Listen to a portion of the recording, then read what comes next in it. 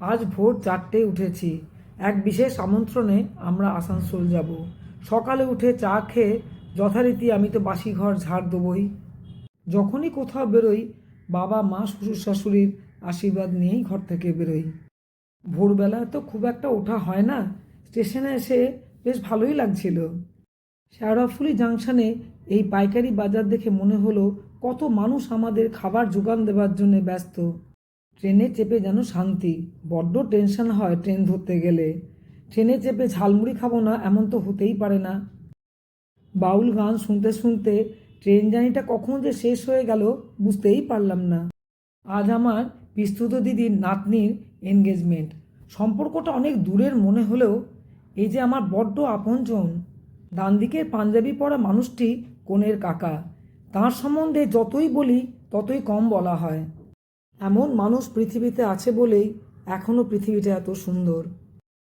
সব আপনজনের মাঝে অবশেষে কনের মাকে দেখতে পেলাম। সে কি অভ্যর্থনা!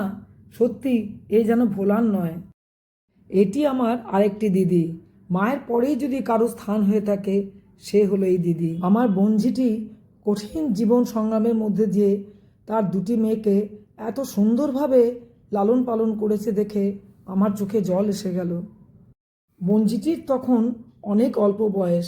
ছোট্ট ছোট্ট দুটি মেয়েকে নিয়ে সে হারালো তার জীবনসঙ্গীকে। ঈশ্বরের কাছে প্রার্থনা করি মেয়ে জামাই যেন চিরসুখী হয়। বঞ্জির মেয়ে দুটি ভারী মিষ্টি দেখতে, জামাইটিও খুব মিশুকে। ছোট্ট মেয়ে দুটি কখন যে বড় হয়ে গেল ভাবলেই অবাক লাগে। পুরো সংসার নিয়ে বেশ সুন্দর একটা ছবি দেখলাম। তারাও একটা ছবি তুলতে ভুলিনি বর কনের সাথে। এরপর শুরু হলো রিং সেরিমনি। কনের ছোট বোনকে ভারী মিষ্টি দেখতে।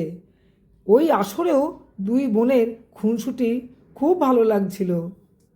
পিতৃহারা দুই ছোট্ট মেয়েকে নিয়ে আমার বোনঝি যখন দিশেহারা তখন ওর জীবনের কাণ্ডারি ধরল ওর দেওর। নিজে চিরকুমার থেকে অভিভাবকের মতো ওদের পাশে থেকেছে। মেয়ে দুটি আজ উচ্চ শিক্ষিত হয়ে নিজের পায়ে প্রতিষ্ঠিত।